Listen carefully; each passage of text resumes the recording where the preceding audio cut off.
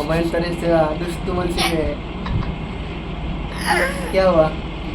मैं कौन सा भाषा बोल रहा हूँ बताओ? पता नहीं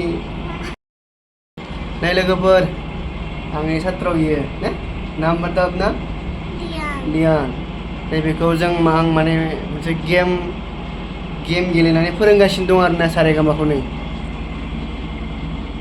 बिदि गेम गेलेनानै बेखौ फोरोंनांदों आरो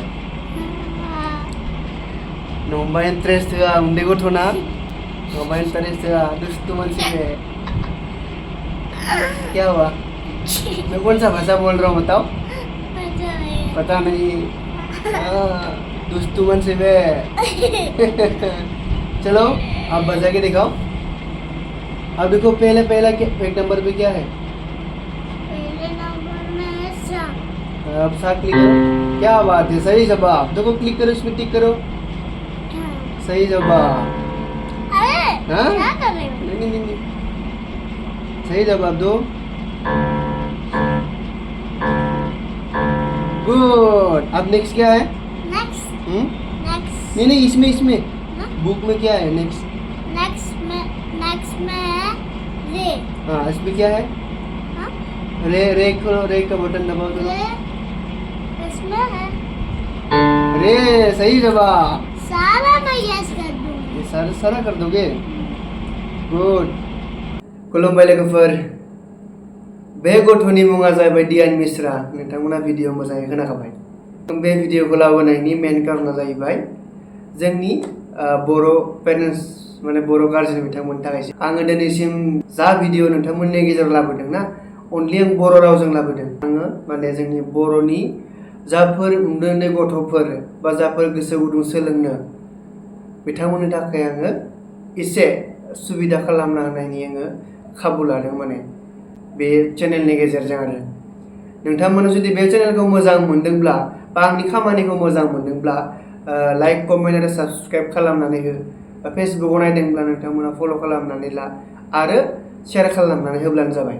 दायो मेन बाथ्रायाव आं फैनोसै माने बाहेरायाव आरोना बायजोआव मिउजिक होननाय बुस्थुखौ मिउजिक जा बा बिदिनो एक्सट्रा कारिकुलाम गेलेनायानो जा सावगारि एरनायानो जा माने गोबां गार्जेनफोरा गोसो होथाबो आरो फरायनायजों लोगोसे मानो होनब्ला गावनि गथ'खौ बिजि दोनथारा आरो बिसोरो बहुत बिजि दोनो।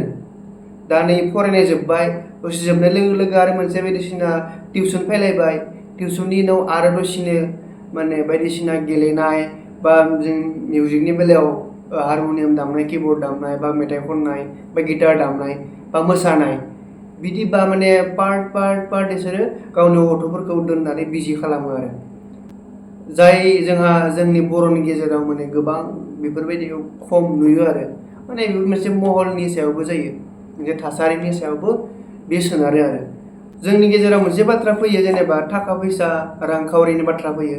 नंगौ बे बाथ्राया सैथो आं बेखौ नंखाय बुङा थेवब्लाबो आरो एसे नाजाथाबनाया मोजां जायो आरो आं बाराबो बुङा जोंनि बर'नि बिमा बिफा बिथांमोना दा आथिखालाव आं गोबां नुबाय गावनि गथ' गथायखौ लानानै गोबां साखाफारा माने गोबां एक्टिभ थायो मोसानाय मुसुरनाय गेलेनाय बादायलायनाय गावनि गथ' गथायखौ दानिया बहुत गोबाङानो होयो आरो माने जेनेरेल फरायनायजों लोगोसे बेफोरखौ लांफायो आरो दानिफोरा आङो नुयो माने जोबोद गोजोननाय मोन्दों आरो बेखौनो।